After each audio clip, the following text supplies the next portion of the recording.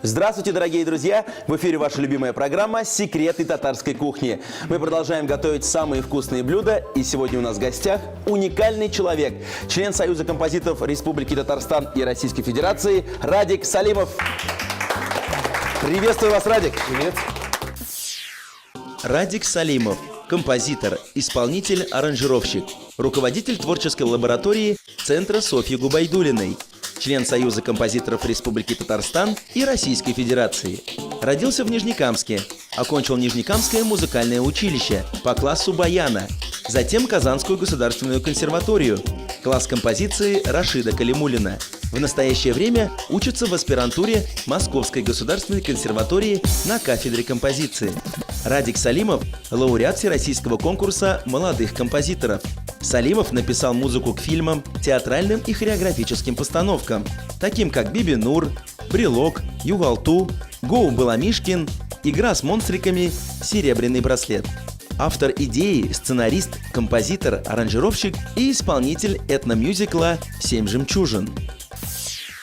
Дорогие друзья, итак... Вот я принес такой духовный куштаныш. Это тоже пища, но только она в аудиоварианте.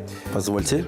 Это, люблю говорить это слово, первый наш этномюзикл Республики Татарстан и в России, можно сказать, который был создан в 2007 году на праздновании 70-летия государственного ансамбля, где я писал как раз музыку. Большое спасибо, обязательно послушаем. Бигзур Ахмед. Радик, но вы знаете, что самый лучший подарок на нашей программе – это вкусно приготовленные блюда, приготовленные с душой и по оригинальному рецепту. Рассказывайте, что мы будем готовить сегодня. Так, небольшая предыстория. Я перфекционист и очень сильно себя отрицаю, поэтому выбор был чумовой. Помимо того, что я что-то читал, вспоминал, я позвонил своим старшим сестрам. Нисан и Фиса, я их очень люблю. Вам привет. И они мне напомнили то блюдо, которое я один раз готовил 10 лет назад. И вот на днях я его практиковал, улучшал. Можно сказать, это просто мясо в вине. Осенние вариации на тему мяса. И для вариации. Да, и вообще культура татар – это культура заимствования тоже, да, поэтому что-то интегрируется в нашу кухню. С успехом интегрировано на основной ингредиент мясо. Кстати, оно. Так, итак, мясо. Мясо у нас говядина сегодня. Да. Рассказывайте, как будем резать, что будем делать. От количества компаний, сколько у наших участников, а у нас, по всей видимости, сегодня 7 человек, соответственно, мы делим это все на 7 кусочков. Руслан, мне нужно приготовить смесь, в которой мы обваляем мясо. Перец и соль. Так, да. Пожалуйста, соль. Ага. И 2 вида перца. Отлично. Чтобы блюдо было у нас вкуснее. И вообще выбор мяса, мне кажется, в такую погоду актуален, тем более с вином. Слушай, ты так красиво говоришь про кулинарию. Такое ощущение, что ты все-таки часто готовишь, нет, Радик? Честно скажу, у меня бывают такие периоды, это как раз-таки день в феврале, как раз идет такое затишье. И ты понимаешь, что кроме работы еще надо вкусно есть. Конечно. Я больше, конечно, эстет и поглотитель, нежели делатель именно вот таких штуковин. Но, честно говоря, ты знаешь, пока готовился к этой передаче, у меня была такая мысль, она очевидная, что готовить пищу – это, собственно, и писать музыку. Это, в принципе, то же самое, те же самые ингредиенты, только мы пользуемся звуками, а здесь мы пользуемся продуктами питания. Ты заметь, я тебе и перец дал музыкальный. Ты слышал только что звук? Да, это трещотка, очень хороший перкуссионный инструмент.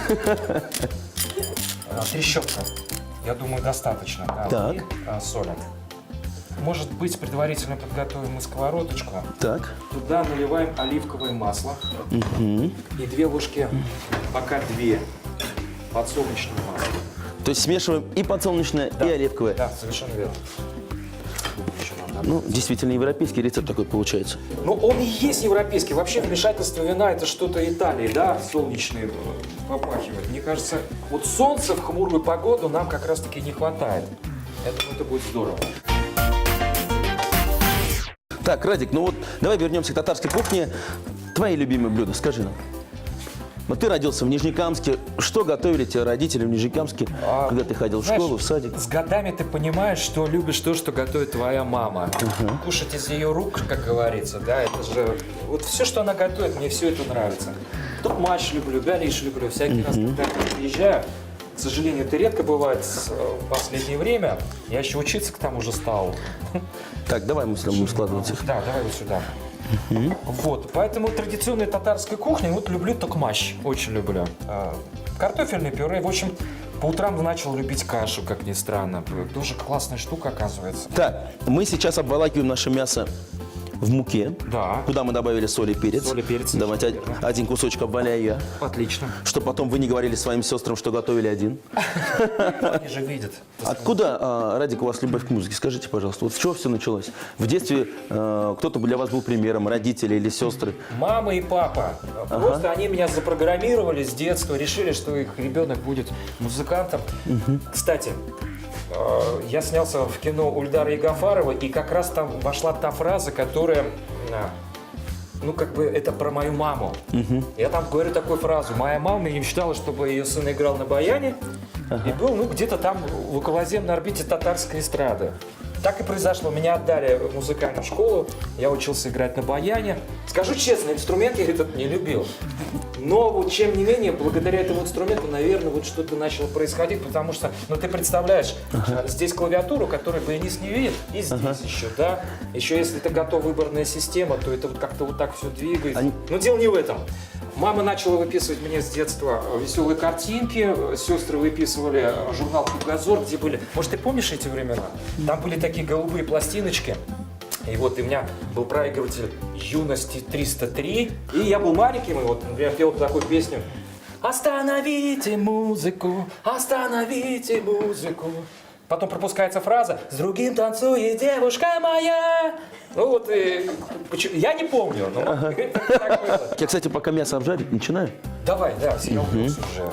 Хорошо, что напоминаешь. Ну, продолжайте, Да, пошел. я пришел. Да, пришел к нам, а потом пошел в музыкальную школу еще. Эгоисты, вы знаете, требуем к себе внимания пристального, чтобы музыку нашу слышали.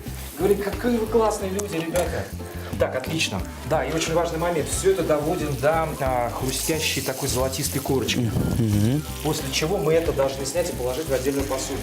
Да, а я пока режу лук. Кстати, Фан, отдаю тебе прям 5 плюсов, потому что ты так изумительно лук режешь. Но это опыт, ты знаешь.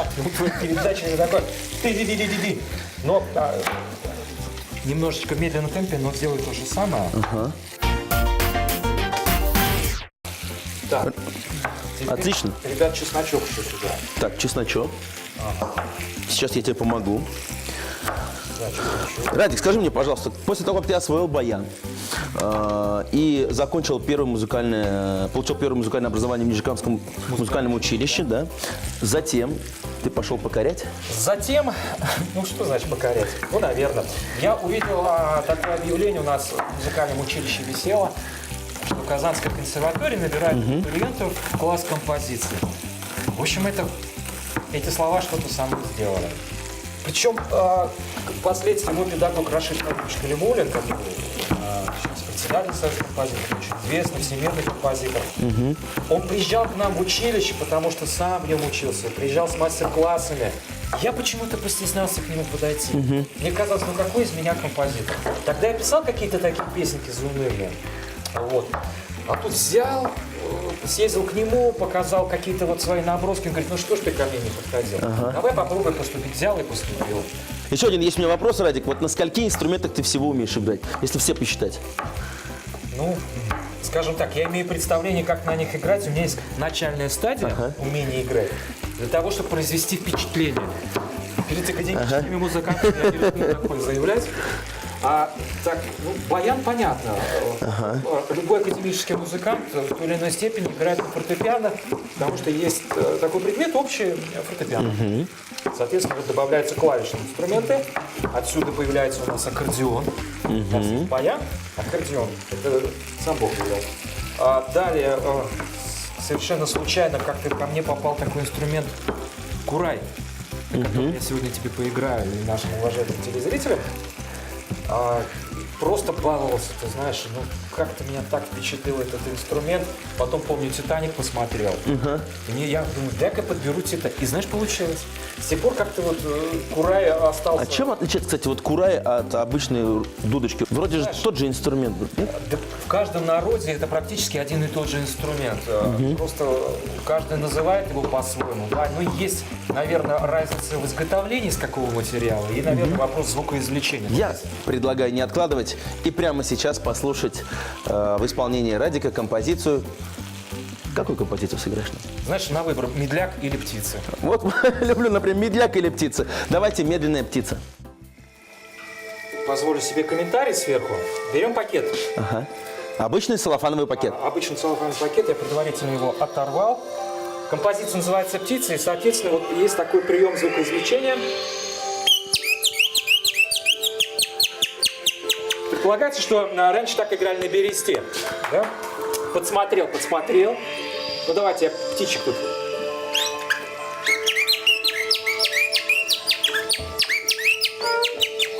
Это интерлюдия. Такое ощущение, что здесь уже птицы. Да, ну конечно, солнце, вино. И вот тот самый курай. Да. Я, кстати, пока порежу сельдерей.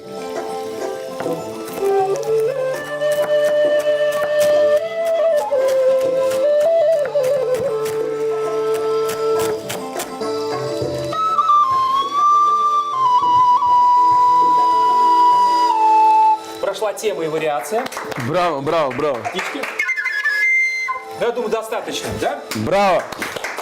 Я одно понял, Радик, что если, например, ты организуешь свой концерт и случайно забыл все инструменты дома, достаточно полиэтиленового пакетика, и концерт будет.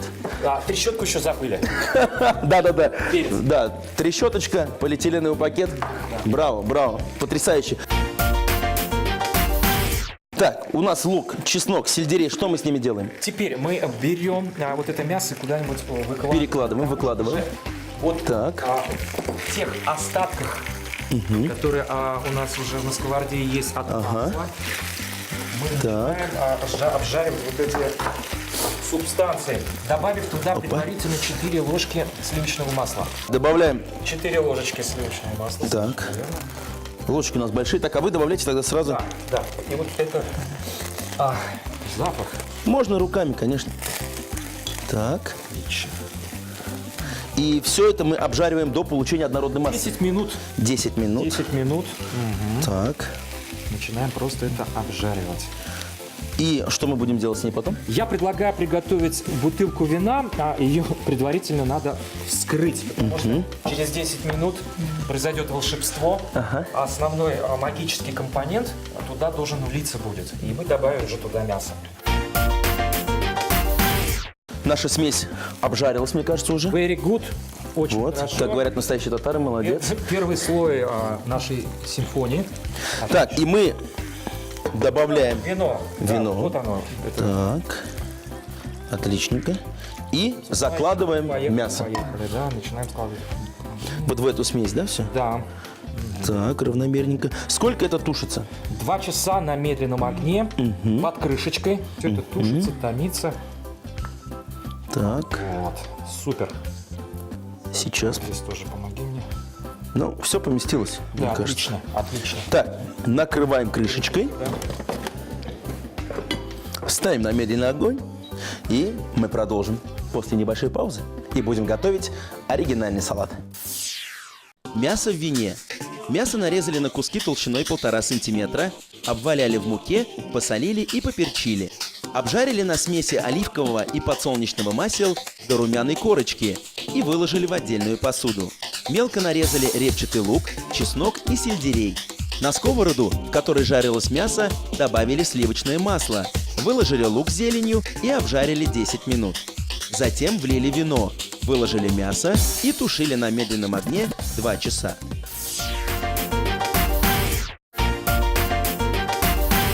Дорогие друзья, по-прежнему в эфире программа «Секреты татарской кухни». Сегодня у нас гостит композитор Радик Салимов. Радик, блюдо номер 1 у нас уже на огне. Да, это первая часть, это лейтмотив мяса сегодня. Поэтому часть номер 2, то же самое мясо, но уже вареная говядина. Вот она уже у нас на становится столе. главным ингредиентом салата под названием, пускай будет осенняя элегия. Көзге элегия. Пусть будет такой татарский вариант. Вот основа для нашего салатика. Да, значит, несмотря на то, что ингредиентов, казалось бы, мало, но они необычные в своем сочетании, вкус будет классный. Вот. А пока у нас остается Рад я вашему которую позитиву. соломочкой порежем, предварительно надо, наверное, натренироваться. Мне кажется, внешний вид салата тоже немаловажен. Так, для чего яйца, скажите мне? Мы сейчас сделаем такой блинчик. Разбиваем 2 яйца, все это так сильно размешиваем, перчим, солим. И попытаемся на медленном огне сделать вот такой вот блинчик, который впоследствии мы тоже соломочкой нарежем. Судя по вашему взгляду, я вижу, что это должен сделать я. Хорошо, приступим. Тонкую лучше. Так, а вы тогда... Я займусь огурчиком.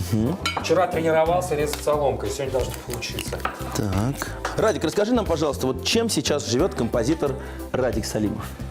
С удовольствием расскажу, чем я занимаюсь. Ты знаешь, радуюсь тому, что есть постоянная сильная занятость. Я работаю сразу в нескольких проектах. Во-первых, непосредственно основная работа у меня в государственном ансамбле песни и танца. После «Семи жемчужин», значит, я там начал работать заведующим музыкальной частью. И я пишу для них танцевальные песенные номера, инструментальные номера. Вот недавно с Раилей Мухамедхановной мы сделали 2 таких очень хороших номера. Ну что еще? Работа в кино, соответственно. Ну вот, в спектаклях. Ну вот, кстати, давай про кино. Я точно знаю, что ты писал музыку к фильму «Бибинур», например. Да. И вот ты расскажи вот на этом поприще про кино. И кроме того, ты еще и стал актером буквально недавно, да? Да, это говорю. Как тебе в кино, Радик? Ну, знаешь, это так круто. Вообще кино это здорово. Потому что вообще вид искусства, который притягивает всех и объединяет практически все виды искусства. И вообще вот даже, когда меня спрашивают, слушай, что посоветуешь слушать, я всегда рекомендую слушать музыку кинофильмов. Потому что нет такого жанра или стиля музыка кино. Это, как правило, целое разнообразие. А что тебе больше понравилось? Писать музыку для кинофильмов или в роли актера там работать? Ты знаешь, и то, и другое. Здорово. Вообще, то, что я снялся, это благодаря Эльдару Гафарову. Изначально там должен был художник сняться, но в какой-то момент, помню, сижу дома, как раз пишу первые эскизы к фильму «Югалту». И звонит Эльдар Гафаров, который, кстати, у тебя здесь и был. Вот, и он говорит: Радик, я хочу, чтобы ты снялся в кино. Я отпираться долго не стал. Потому что сняться в кино, по-моему, это круто. Вот. Профессия интересна, но не из легких. В общем, испытал на себе все тяготы спартанской жизни в немыслимых порой условиях. Это была зима, Пермский край, морозы. Я прям помню, заболел, скорая приезжала. Но романтики помнишь, да, был такой опыт. Одна из последних сейчас работ в области кино – это работа с режиссером Салаватом Юзеевым. Он дебютировал в этот раз на фестивале мусульманского кино под названием «Курбан Роман». «Курбан Роман»? Да, так и называется. Очень современный фильм. Снялись практически непрофессиональные актеры в большинстве своем. Вот. И писалась музыка. В большей части, конечно, там еще звучит музыка как цитата других классических композиторов. Ну, что касательно последней работы. Но спешу еще одну вещь сказать. Все, что не из области кино. Кстати, может, доверить, уже остыло. Так. Я, кстати, уже режу тут тихонечко яблочки. Отлично, соломочкой. Отделяем от костей эту массу. Вместе со своим другом, кстати, кинопродюсером из Москвы Рушаном Темирбаевым, он приехал с проектом идеи создания детского кино, юношеского. Там Дмитрий Дюжев приезжал, мы общались очень много. Но, тем не менее, именно с Рушаном мы начали делать одно мобильное приложение, музыкальное, под названием «Казанский Кремль», который сейчас можно... Какой вы разносторонний человек. В чем его суть? Вот для того, чтобы... Кстати, оно называется сейчас «Казанский Кремль». Вот для того, чтобы понять, что такое Казанский Кремль, нужно непосредственно в нем быть. Правильно? А вот для того, чтобы... специально для Казанского Кремля я написал музыку, но чтобы услышать эту музыку, надо в Кремле быть. Потому что эта музыка картографирована. То есть она привязана геолокационно по GPS-функционалу любого прибора к тому или иному месту. И вот уже эта история появилась у нас 1 августа, а в ноябре можно будет скачать это приложение уже вместе с голосом. Сейчас там интегрирован элемент аудиогида. Вот, так что мы осваиваем IT-пространство. Мы сейчас приближаемся к главному акту формирования этого салата. Это настоящее дирижирование момента, то есть порезанное мясо мы сейчас ложим ровным таким Первым слоем. Да. И, соответственно, ты бы вот, знаешь, порезал вот этот Вот блинчик наш яичный. Да, тоже блинчик. с соломочкой. Так. У тебя вообще идеально все это получается. Давай формировать. Первый слой. Так, первый слой. Прослойкой у нас будет майонез. Но мы сделаем один такой национальный интеграцию вот такого элемента, как густой катык. Попробуем его тоже положить каким-то слоем, ну, где-нибудь на 3-м этаже. А пока что будет майонез. Так. Вот так выкладываем. Так, Радик, пока у нас осталось время, расскажи, пожалуйста, о своих планах. Значит, в планах самое главное доучиться, потому что в том году я поступил в ассистентуру стажировку Московской консерватории, продолжаю обучение композиции. Ты правильно делаешь. Кстати, второй слой. Ага. Ну и, конечно же, писать, работать. Сейчас вот тоже интересный проект вместе с Валерием Коротковым ведем. Проект называется «Алма». Это национальный проект, этнический проект. Ну и нашей целью стоит создание такой музыки, которая бы прочитывалась и слушалась с мировой сцены. То есть на уровне вот где-то вот этнических фестивалей. Второй проект, который также, он инструментальный, очень интересный, под названием «Татарсис». Это сочетание слов «катарсис». Татарсис. Татар получается, да? Это музыка, которую я с друзьями просто люблю импровизировать. Нас зовут, приглашают. И мы делаем такую, вот, знаешь, атмосферу, создаем, играем. Ну, примерно так. Ну и, конечно же, писать. Есть друзья, есть даже ученики. Кстати, о учениках. Практически уже 2 года, да? Ты преподаешь. Да, второй. Как тебе в роли учителя? Сначала было, и она и сейчас есть, творческая мастерская. То есть целью является обучение людей, у кого прервано музыкальное образование, или кто хочет с нуля научиться, несмотря на свой возраст. Вот. Ну и сейчас уже, вот 2-й год я уже попал в стены альма-матер, то есть консерватория, где преподаю компьютерную музыку, и одна девочка у меня учится по специальности. Вот примерно так. Радик, слушал тебя и слушал, и сделал вот такой вот замечательный салат по твоему рецепту. Если не ошибся слоями, то есть у нас первый получился мясо, огуречек, потом немножко добавили катыкмы, потом яблочки, майонез и омлет. Юморка. Да. И, может быть, зеленью украсим это? Так, сейчас мы украсим наш салат зеленью, и мясо у нас на подходе. Ой, ну запах. Хорошо. Так и хочется сказать, скорее все за стол. Будем пробовать буквально через пару секунд. Салат «Осенняя элегия». 2 яйца взболтали с солью, вылили на разогретую сковороду, смазанную маслом, и запекли под крышкой. Полученный блинчик остудили и нарезали соломкой. Также соломкой нарезали мясо, огурцы, яблоки. На блюдо послойно выложили ингредиенты, начиная с мяса. Слои смазывали поочередно майонезом и катыком. Дорогие друзья, если вы не успели записать рецепты наших блюд, не расстраивайтесь. Мы ждем вас в нашей группе ВКонтакте. Готовьте свои любимые блюда и выкладывайте свои фотографии. Радик, бисмилляйтеп.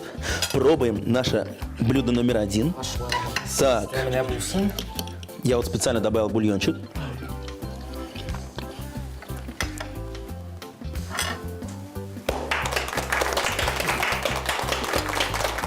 Мы готовили мясо меньше, чем 2 часа, и оно получилось настолько нежным, вкусным, и соус пропитался. Ну, браво, браво. Если это оставить, могут. Это не останется на следующий день, к сожалению, но, по крайней мере, у нас на кухне точно. Салат. Вот на салат смотрю, конечно, я, да, на произведение искусства, и самое главное, когда его пробовать, здесь сочетать все слои сразу. Я не знаю, у меня получится это, нет? Все поместить на вилочку. Давай-ка, да, вот так попросим. Да, чтобы было и мясо, и овощи, и, конечно, наша яичница. Пробуем. Пробуем. Звучит, да?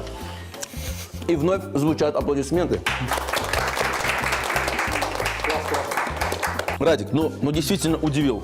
Как своими талантами, ну и, конечно же, этими блюдами твоим дорогим родным сестрам я говорю рахмет, браво. Ну и, конечно же, браво тебе. Действительно, хотите удивить своих гостей, приготовьте как минимум вот такой оригинальный салатик, сочетание всего, что здесь, ну прям на 5 баллов. Ну и, конечно же, соус из майонеза с катыком, оказывается, очень даже замечательно сочетается. Новый татарский салат. Осенний летний. Браво, браво. Дорогие друзья, готовьте с нами каждую неделю, готовьте как мы, готовьте лучше нас. Это была программа «Секреты татарской кухни». Замечательный композитор Радик Салимов и я, Руслан Шарафудинов. Говорим вам пока-пока. Сау балагас. Рахмет. Спасибо. Я предлагаю покушать немножечко за кадром, да?